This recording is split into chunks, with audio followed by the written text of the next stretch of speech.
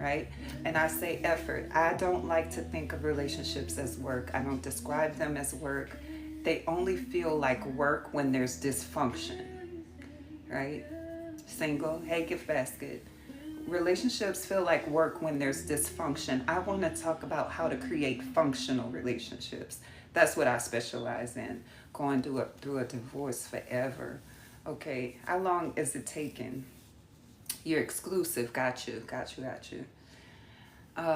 So I like to help people build a strong foundation from the start, or begin building a strong foundation because they didn't have one to begin with. Faith said single, right? And so on my YouTube channel, I just did a video entitled Relationships Can Be Easy, because they really can. It's been since May. Okay, it's intricate. I see some complexity. My heart goes out to you because I know that can be a challenge. I hope that it flows through like you need it to, however you need it to. That's my blessing for it. Ashe. So I just did the video on YouTube, and I want to come from a different standpoint, because y'all can go to YouTube and listen to that one.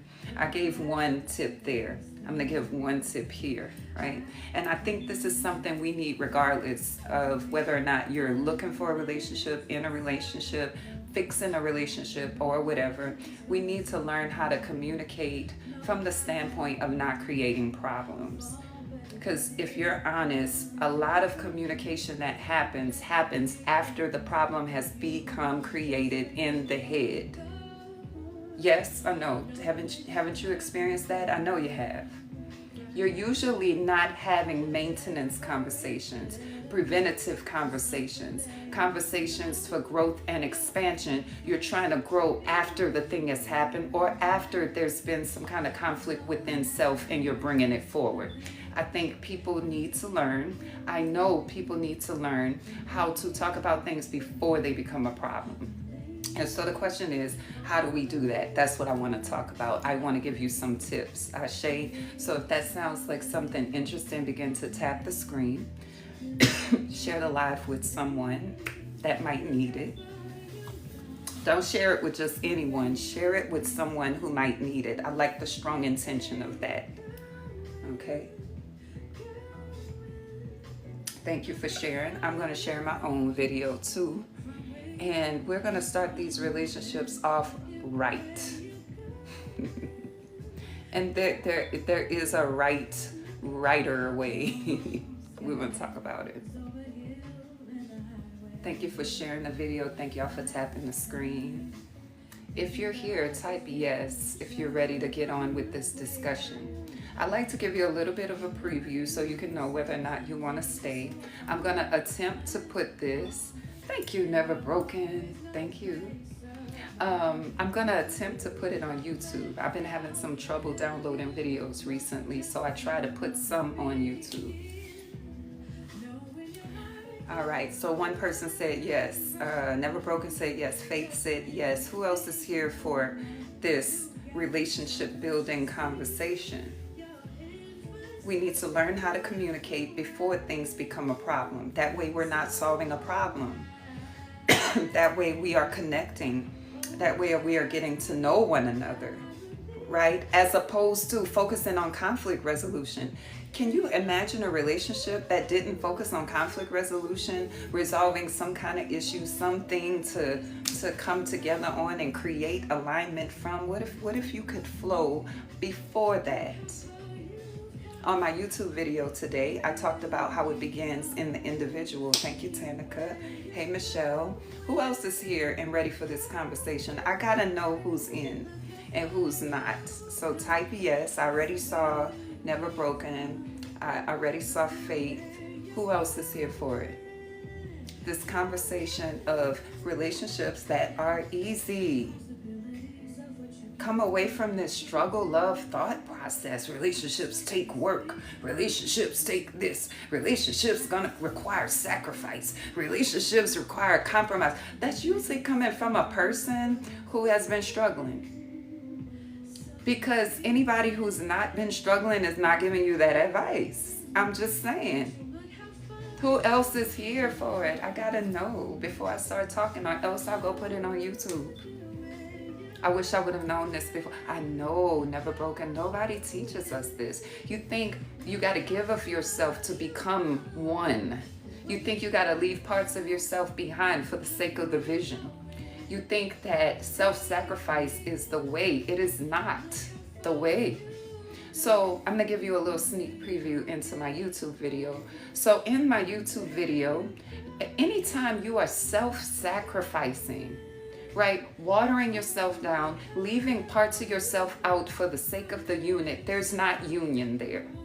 And if the point of the relationship or the marriage is union, then we're going against what we're actually trying to create by leaving parts of the self outside. I'm a firm believer that a relationship can include your full self.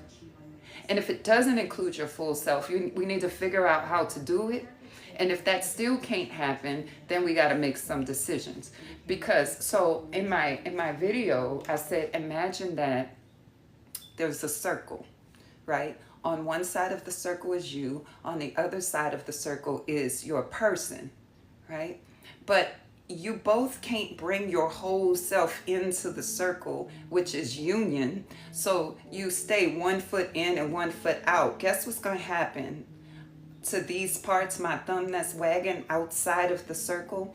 Is going to create problems, because anytime you try to separate yourself, hey coach, anytime you try to separate yourself for the sake of union, you are not creating union, you're creating more separation within self, which ultimately will end in separation between you and the person that you really want to be close to. So we cannot start these connections off, and we cannot continue in connections that require you to keep part of yourself outside. Because how are you creating union? You're not. But you've heard this over and over again until you think it's true. So you keep trying to struggle. You keep trying to self-sacrifice. You keep trying to give of yourself, right? And you only end up more disappointed and more frustrated. There's another way. There's another way. And that's what I want to talk about, the other way. The first thing is to recognize what I just said. I always say I don't believe in compromise, and immediately people have a problem with that, but that's because it's people who keep believing what they've been told. But if you examine what I'm saying, you'll see the truth in it. Anytime you compromise something and you don't want to, but you're doing it because you have to keep something else, or you have to make someone happy or fit the relationship and you don't really want to, you are creating separation within your being. That part that you're separating from is not going to be quiet. It's going to keep speaking up to you. You're going to keep hearing it. You're going to keep feeling the discomfort. And then you're going to start looking outward and blaming, because of you, I did this, and because of you, I did that, and because of this relationship, I gave up this, and I have nothing to show but separation. Can you see that? So what needs to be done? First, within each individual, a sense of self must be established. A relationship is not meant for you to lose yourself or merge identities. No, this is what relationships do. There's a you, and there's another person, and as you begin to interrelate, you create another entity called us. There's a you, there's another person, you interrelate, and this part right here is called us. A new entity is formed. It is the interaction, the interrelatedness of my dynamics and your dynamics.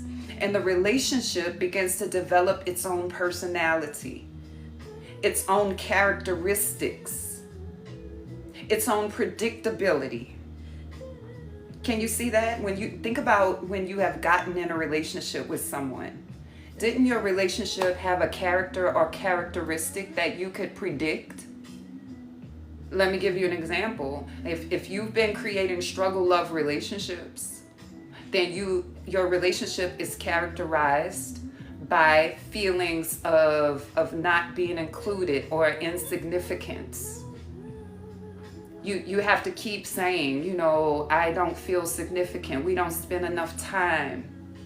Hey, babe, we don't spend enough time together. We don't have enough sex. We don't do enough. It's characterized by lack. So you keep having these lack-oriented conversations, and you keep trying to address lack in the relationship. You just want a relationship that is characterized by love and appreciation, because that's how you're going to consistently feel the love and appreciation, because you're going to be creating it consistently with a person who can. So if you want to feel loved and appreciated, then you got to make sure you're cultivating it. And how do we do that? That's what I'm teaching.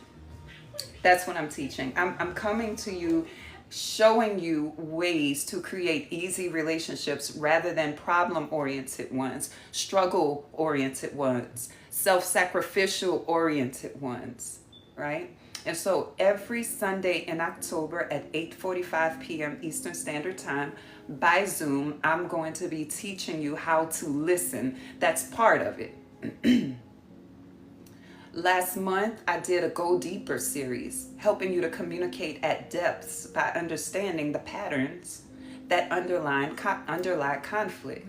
In August, I did a Soulful Communication series, communicating from the heart.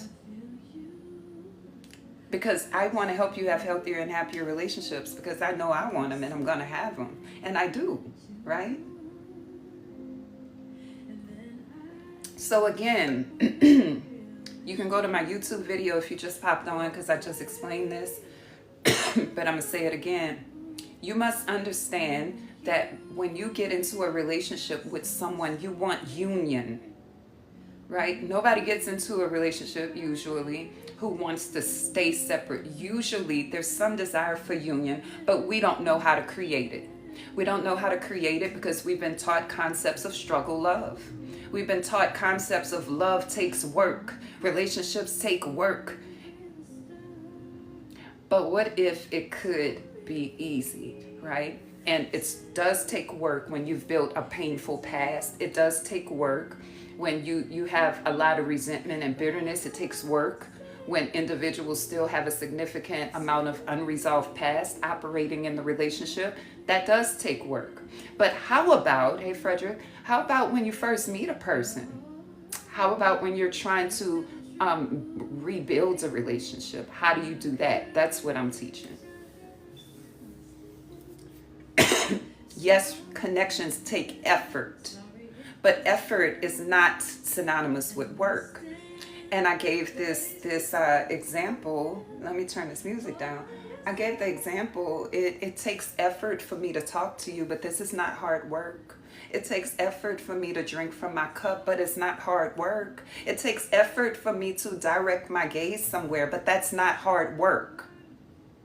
So I'm not insinuating that relationships, connections don't take effort. What I am saying is they don't have to be hard work. Even when you have a painful past. But it's going to begin with individual perspectives. And today, on this live right here, I'm talking about things before they become a problem. Because my original premise was usually when you are addressing something, it's after something has happened or because the something is already a problem in your head. But how about we learn how to talk about things before they're a problem, when there's an observation, when it's just a curiosity? How about talking about things from the point of being known rather than trying to be understood? How about asking questions because you're trying to know rather than understand? See, we have begun to place so much emphasis on understanding that just like most concepts, the collective has taken it and just run with it. They ran away with it. We want to be understood, and we place so much emphasis on being understood and communicating to be understood. But what about to be known? What about communicating to make yourself known? I'm not communicating with a point for real, except the pleasure of making myself known and open to you. I'm communicating for no other reason than to know about you. I'm not trying to really understand why you do what you do. That's a level of it. And I will try to do that. But what if I just want to know your thought process, period? That's a step in the right direction, because when you have a deep focus and emphasis on understanding, you're going to create conflict, because as soon as the person doesn't understand, then you're going to want to fuss. That's something I've learned just by living life and by coaching people. When you place a particular emphasis on being understood, then you alienate a lot of relationships. Inevitably, we're not going to understand. Inevitably, I'm not going to see your point of view for real at times. But that doesn't equate to conflict. What y'all think? Talk to me. Tap the screen. Let's hear it. How about we move from trying to get everyone to understand and just communicate for the sake of communication? How about that? How about communicating before something is a problem? Right? While it's just an observation. I noticed that you don't do blah, blah, blah, blah, blah. Can you tell me more about that so I can hear your point of view? Rather than, oh, I see you do this, but I don't agree. I think blah, blah, blah. What if we come away from that problem-oriented approach and really just try to get to know one another and listen? What if you realize that a relationship is a co-creation? It's never just one person. Again, going back to my beginning concept, there's a you, there's another person, you interrelate. Now there's us, an entity of us. And us looks away, us sounds away, us feels away, us is away. And that way may be separate from the individuals, because I might turn around with my mama and be different and come back into this relationship and act in a predictable fashion. And I might go over here, this person may go over there to this friend or that friend and be different, but come back to this interaction like this. Us is an entity that is created when two people interrelate. Okay?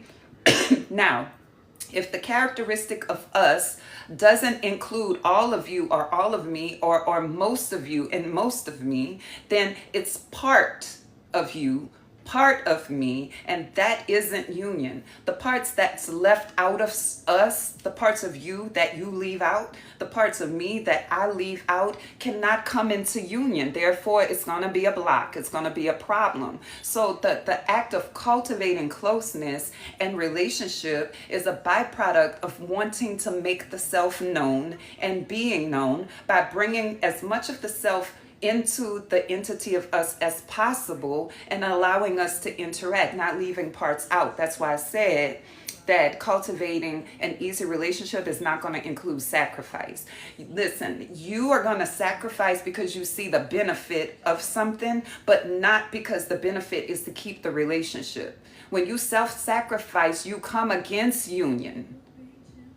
When you self-sacrifice, you come against even your own self-intimacy. When you self-sacrifice, you are not allowing yourself to be known. And that will not create ease. You're going to create dysfunction, like resentment, like bitterness, like disappointment, like feelings of one-way relationships, one-way giving, and things of that nature.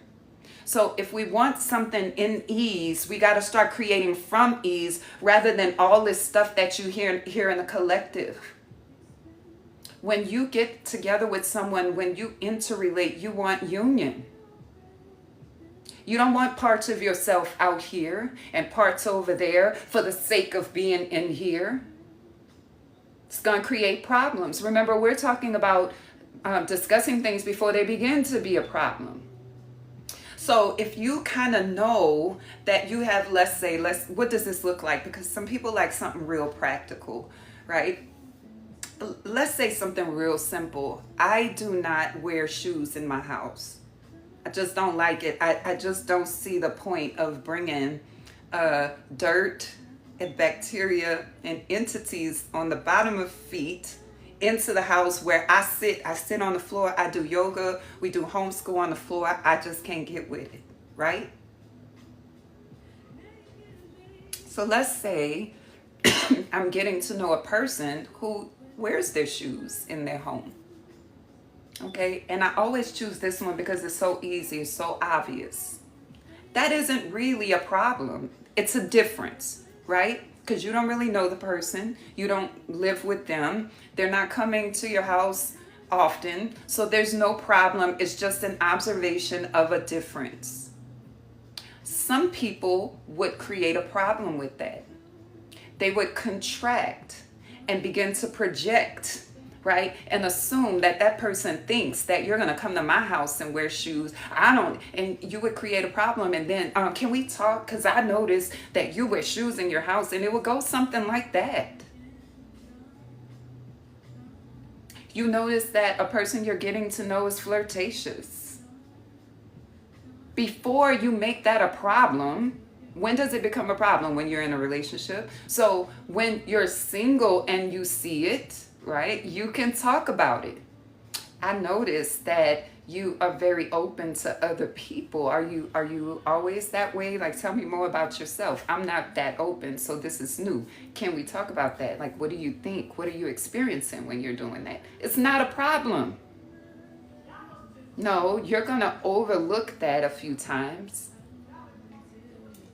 Feel insecure, then try to address it. Now it's a problem. You got the energy of conflict there. You're not in the energy of union. When you communicate from a problem-oriented stance, you are not communicating from union. You're not going to be able to create it. Am I making sense?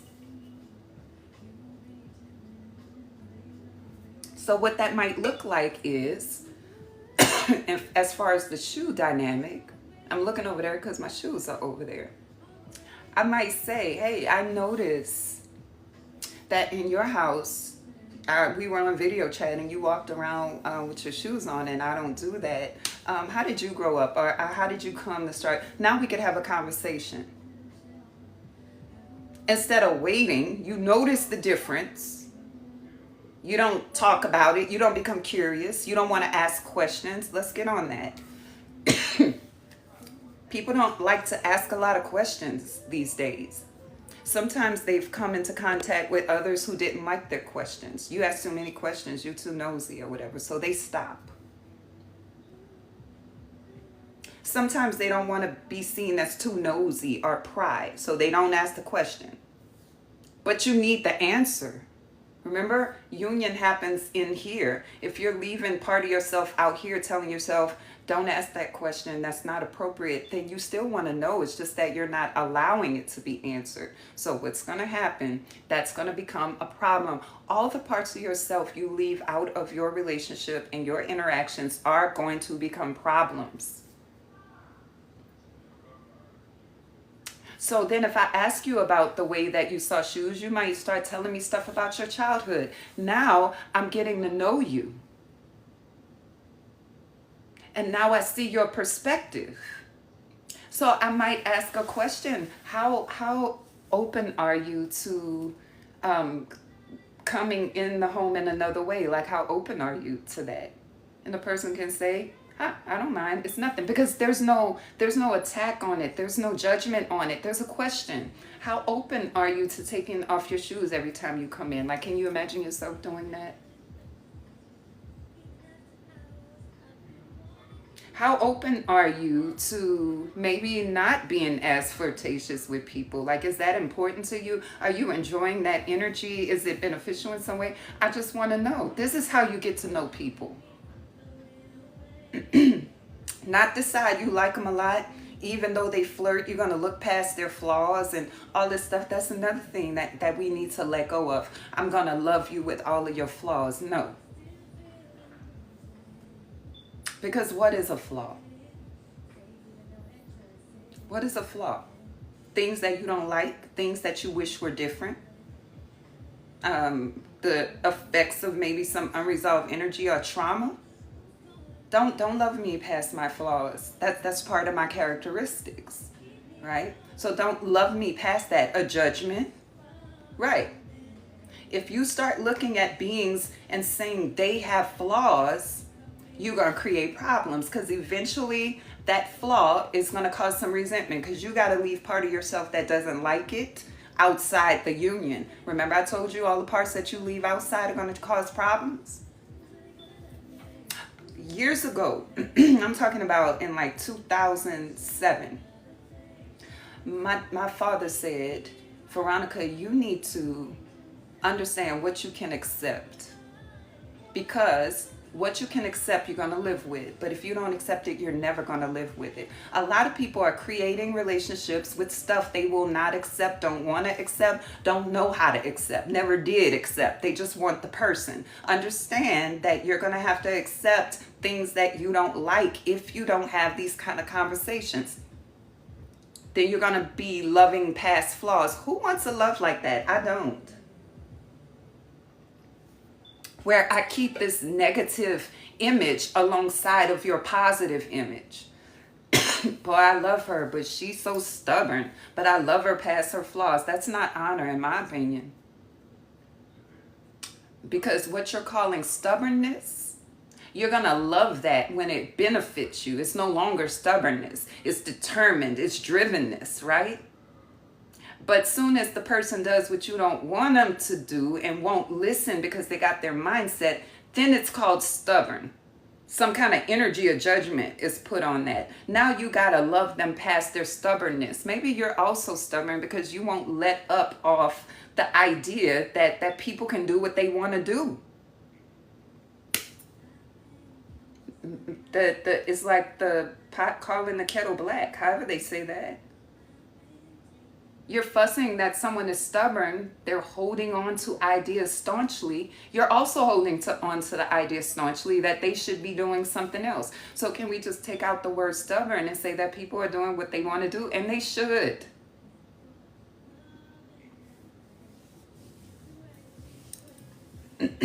Again, let's recap. Understand that you need to communicate before things become a problem. Communicate when you notice a difference and it's not a problem. Ask about it. If you see a difference, you can mention the difference and ask them to tell you about it. Then tell them about the way you see it. Ask them how open are they to viewing it another way. Examine how open you are to viewing it another way. Now we're being known. Okay? Hey, Mr. Ballspot. So let me put that in contrast with listening to understand. If I notice a difference and I want to know why you did that, right? Then you tell me why you did it and I understand, but we still have a dilemma. And the dilemma is what you're going to do when you come to my house. Because I'm all contracted still. You haven't addressed the contraction, but you have come into understanding. Think about people you understand. You understand why somebody did something. When has understanding really resolved a conflict? It's part of conflict resolution, but it's not all of it. It's just a part. Thank you. So how about when we want to be close to people, when we want to get to know people, we communicate to be known and to know, to understand, to gauge openness, to gauge alignment, to gauge compatibility. Before it's a problem. You become so masterful at creating problems, you don't know how to deal with people when they disagree or exist in a different space other than what you think should be. You don't know how to create union because you leave parts of yourself outside a lot. You self-sacrifice. You believe in compromise. In my lovership, I do not want my babe, and not even my children, doing stuff that they don't want to do just because I want them to. Do not compromise. Don't leave parts of yourself outside this interaction. Bring your whole self in, because we're grown enough, right, to understand that differences can enrich, and they do, but not when there's dysfunction. Understand that there's a you, there's another person, there's the interaction, and that entity is called us, and us takes on characteristics. That's why a person could be mean to you, right, and real nice to someone else, and you'll be like saying, they're mean. No, they're not nice. They're mean. They're mean. No, they're mean in your interrelatedness. But out here, in that interrelatedness, they're different.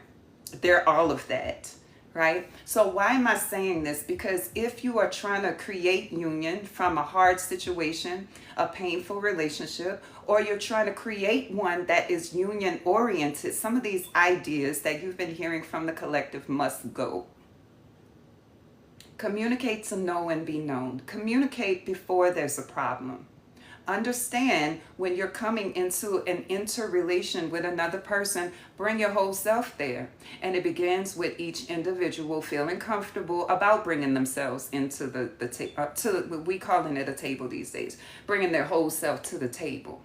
What do you bring to the table? My whole self. That's what I bring. What do you bring? Because you could talk about, I bring stability, I bring money, I bring, skill, I bring this or that. But what about the rest of yourself? I'm talking about the shadow parts. Where they go? I want to know, because that's the ones that's going to create the problem. Do you bring those in there too? Do you even understand your own shadows such that we can talk about it? Are you aware enough of it and how it operates, when it operates, and how you best operate, right? I got to know those things.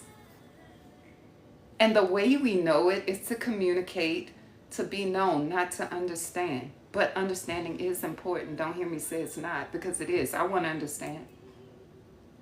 But more than understanding processes, I want to know you, which incorporates your processes. Am I making sense? I know I just said a lot, but I want to start teaching on this more consistently.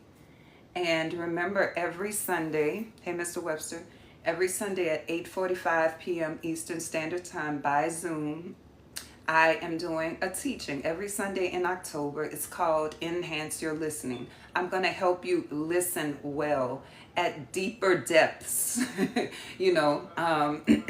Hey, Ralph Ford Perry, how you doing?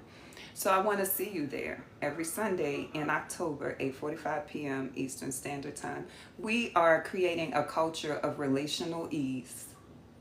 Struggle love is not where we're going. We leave that for the collective and the struggle love mentalities. Do you agree? Can you say it is so, or ashe, or something like that? And then I'm getting out of here because I got to get my day started.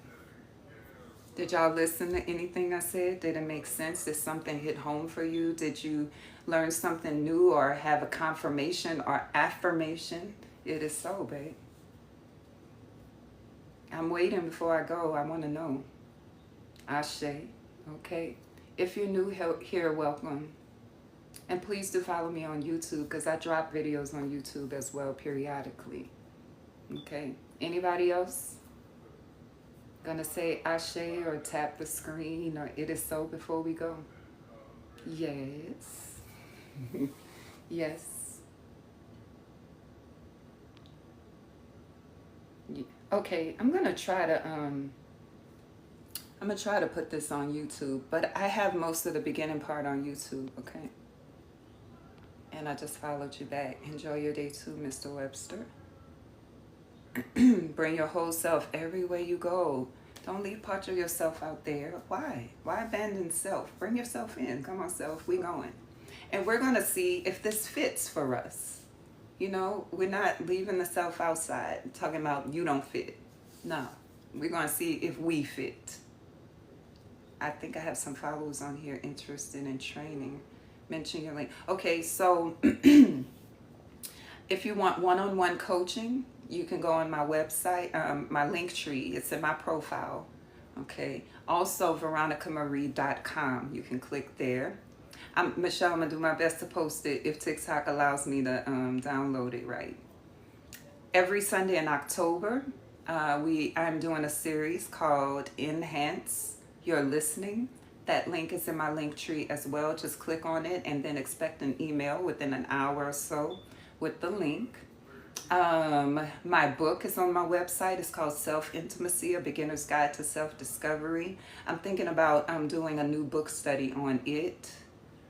And I have a YouTube channel with plenty of videos from years and years ago where you can learn a lot about communication. Okay?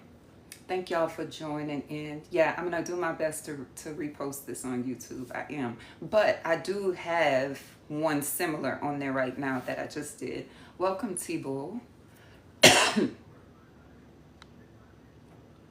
All right, y'all. So, relational ease. That's the goal for the month of October. That's the goal for longevity, but I'm talking about for the month of October. Relational ease through enhancing your listening. All right. I'm out of here. I'm ready to eat my lunch. Y'all be blessed now.